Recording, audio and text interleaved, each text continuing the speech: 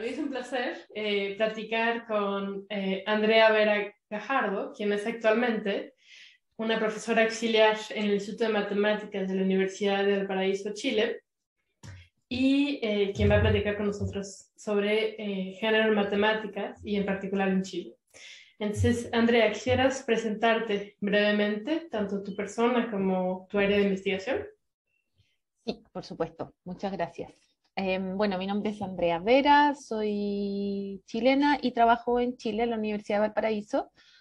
Mi formación fue, bueno, en matemática, digamos, matemática pura, el camino usual, el pregrado, luego el doctorado, luego el postdoc, luego volví a Chile después del postdoc a trabajar en la universidad. Hasta hace un par de años mi área de investigación en matemáticas ha sido teoría de representaciones de grupos en álgebra, pero claro, yo diría que hace 2 años estoy más metida en los temas de género y matemática. Actualmente soy parte de un proyecto de investigación interdisciplinario en el que somos un equipo de 6 personas, la mitad sociólogos, y la otra mitad matemáticas. Así que en eso estoy ahora. Increíble, eso suena muy bien. Y lo que dices es muy importante, que haya esa dualidad entre sociólogos y matemáticos, ¿no? O sea, no se puede estudiar las cuestiones de género en matemáticas desde la perspectiva únicamente matemática. Exacto, sí. Sí. ¿Y qué opinas con tu experiencia sobre la situación de las mujeres y las minorías en matemáticas en Chile? Claro, bueno, es un problema complejo, ¿no? En el más amplio sentido de la palabra y un poco vinculándolo con lo que tú decías recién, es algo que no se puede estudiar desde la perspectiva de un solo saber o desde una sola disciplina, en mi opinión. Entonces creo como primera cosa para decir que es algo que es necesario entender las razones desde un prisma interdisciplinar. ¿Y por qué entender las razones? Porque creo que para proponer medidas es necesario entrar en la complejidad de las cosas que están íntimamente relacionadas. Estamos hablando de una cultura patriarcal, estamos hablando de la participación de las mujeres, estamos hablando también de que las mujeres en la universidad no llevan tanto tiempo en escala histórica, digamos, pero aún cuando ya son parte de la universidad no ocupan la misma posición. Entonces, son una serie de factores que están todos indicados y que hay que estudiarlos a fondo, creo yo. Y, y claro, respecto a la situación de las mujeres y las minorías o disidencias en Chile, creo que no es, todavía no es no estamos en el mismo situación en términos de privilegios con respecto a nuestros colegas varones todavía, ¿no? Si bien ya no hay barreras formales de acceso, hay todavía cosas bien sutiles que nos impiden avanzar de la misma manera. También creo que hay que cuestionar qué significa esto de avanzar, qué cosas son valoradas, cómo son las jerarquizaciones, etcétera. Eso es Entonces, súper importante, sí. mm, Eh, eso que acabas de decir es muy importante, es decir, cómo son valoradas, ¿no? Entonces te refieres de cierta forma a cómo, qué criterios son evaluados cuando contratan a un profesor, mm, ¿no? mm, mm. Por Sí. ejemplo, ¿conoces alguna cifra en particular sobre las estadísticas de las mujeres y o minorías en matemáticas en Chile? Sí, bueno, eso es, o sea, primero partir con la pregunta, a mí me parece interesante porque, claro, entrando a estudiar estos temas, esa es como la primera pregunta, un poco la pregunta cuantitativa, ¿no? ¿Cuántas somos? Y es interesante porque incluso ahí se nota la brecha, o sea, hay una brecha en términos de los datos importante. Esto no es solo de Chile, sino que es mundial, ¿no? Los datos importantes de recolectar, al parecer históricamente han sido algunos y no otros, entonces ahí ya hay un criterio posiblemente político sobre qué datos se levantan y sobre cuáles no. Ahora, entrando de lleno en la pregunta, también hay una cosa de orden metodológico, que es que cuando uno se pregunta por cuántas mujeres matemáticas somos en Chile, eh, implícitamente se está preguntando qué estamos definiendo por matemática, que esa es otra pregunta que nos apareció cuando empezamos este proyecto. Entonces, todos los criterios son arbitrarios, pero por decir algo, digamos, si uno considera mujeres investigando en matemáticas, esto quiere decir que hayan tenido algún proyecto de investigación en los últimos años. Un par de colegas con las que trabajo, Isabel Cortés y Jan Gersant, hace 3 años más o menos realizaron un estudio exploratorio sobre las universidades en Chile, las mayores, las más grandes, digamos, en matemática, y llegaron a una cifra algo así como del 20% de investigadoras mujeres en matemática. De acuerdo, muy bien. Gracias por la explicación y tienes toda la razón. Depende mucho de cuál es el punto de partida como definición, ¿no? De matemáticas. Y, digamos, has vivido en Chile, en diferentes regiones, pero también has salido a estudiar, a hacer una estancia postdoctoral en el extranjero. Y, digamos, con tu trayectoria académica, ¿cómo has visto la evolución de estos temas de género en Chile, digamos, hace unos 10 años, 20 años, o inclusive 5 años? Sí, he visto diferencias. Claro, aquí quizás primero tengo que explicar que al menos en mi historia, yo soy feminista hace cierto tiempo, desde que era bien joven, como desde los 20, y claro, en un principio mi activismo, digamos, feminista no tenía nada que ver con la matemática, ni con la ciencia, ni con nada, sino que eran dos cosas que yo hacía en paralelo. El feminismo y aparte estudiar matemática. Y en ese momento, en el área académica, en matemática, nadie hablaba de estos temas. Y a mí, claro, me parecía muy extraño que fuésemos tan pocas mujeres, pero más allá de eso, tampoco me hacía muchas preguntas del orden del conocimiento, ni de los sesgos, ni de la epistemología, ni de nada. Mis temas en ese momento eran, no sé, derechos sexuales y reproductivos, derecho al aborto, nos sentimos inseguras en las calles, etcétera. Pero de pronto, el año 2014, cuando fue el ICM en Corea, al que yo no fui, pero ahí hubo una reunión de mujeres matemáticas, llegaron algunas colegas desde ahí, y ahí empezamos a conversar de estos temas en matemáticas. Eso ya hace, wow, 7 años, claro. 7 años. Claro.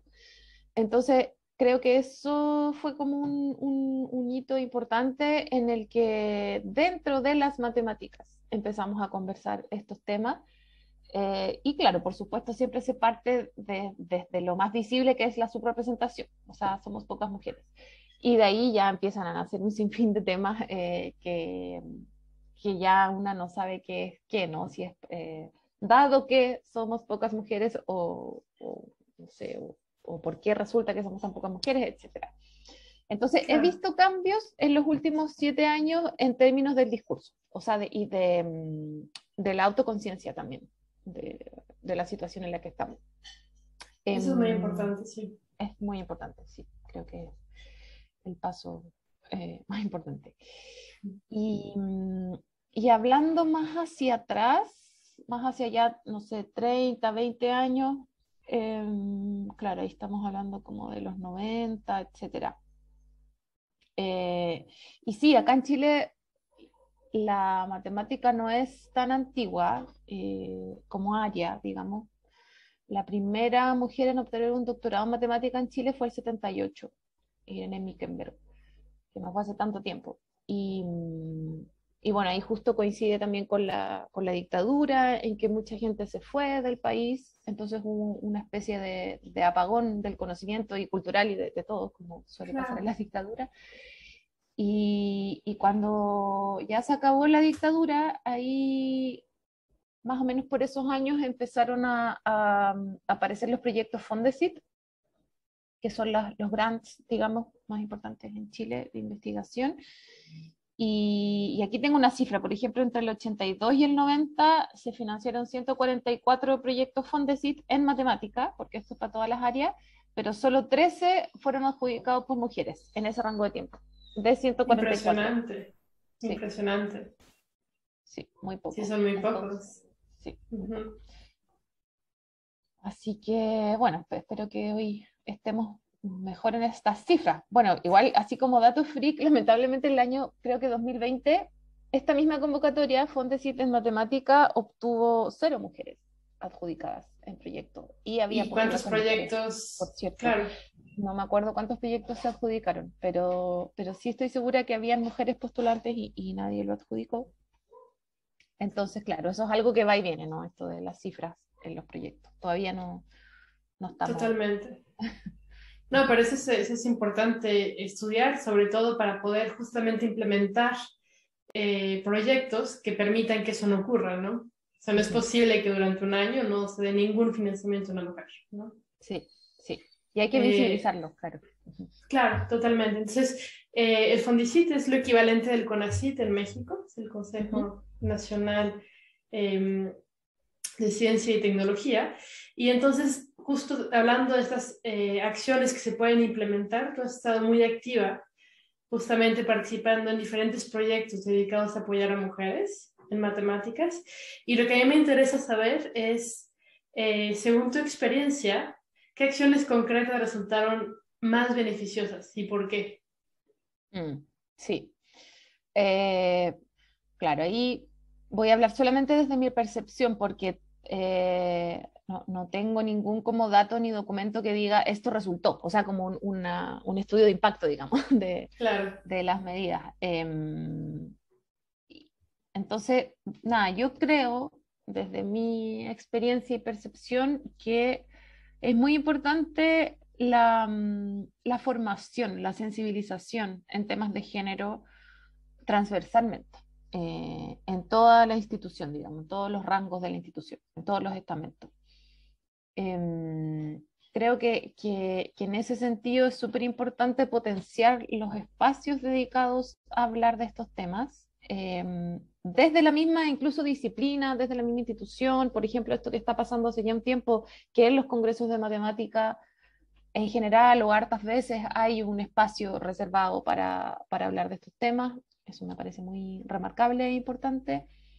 Em, Creo también que algo que ha dado mucho efecto es justamente potenciar las redes de mujeres. O sea, en Chile será el colectivo de mujeres matemáticas, en México será la Comisión de Género de la Sociedad, que obviamente que han causado impacto.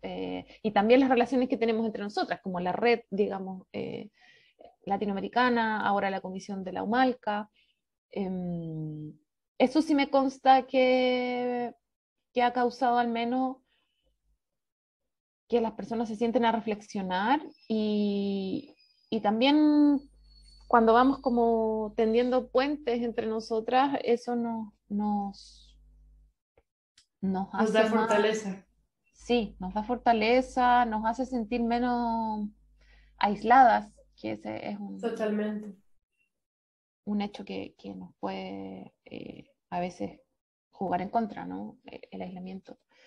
Entonces, sí, eso por Sí, mi parte. tienes toda la razón, eso es muy importante. Las redes y también eventualmente financiamientos, ¿no? Es decir, Sí, poder apoyar económicamente también estos proyectos. Es algo sí, importante. totalmente.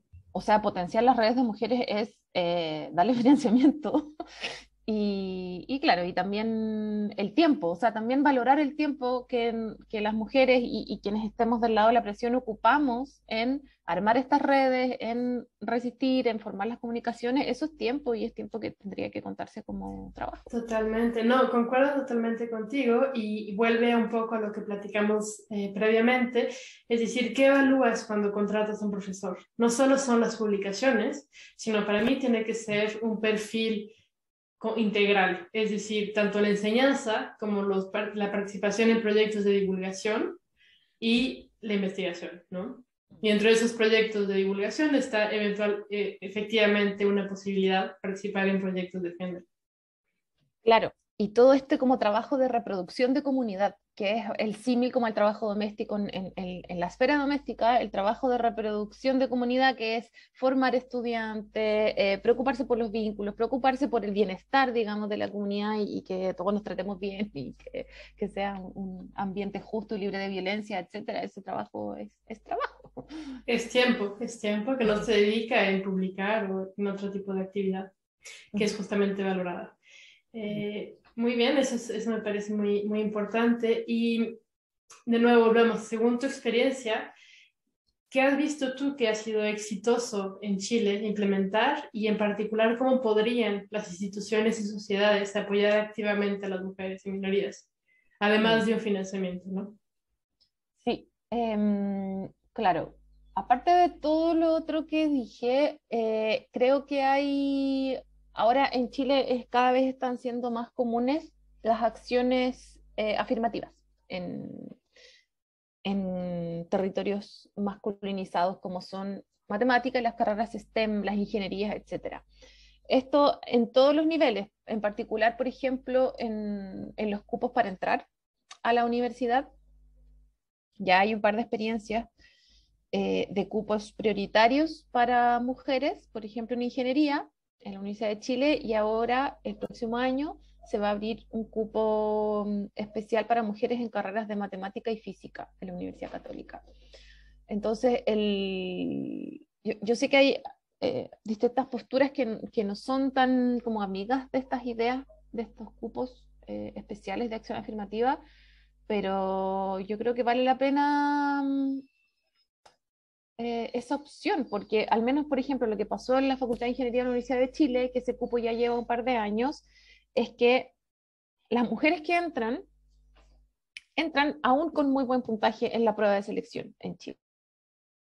Entonces, no hay problemas de rendimiento, digamos.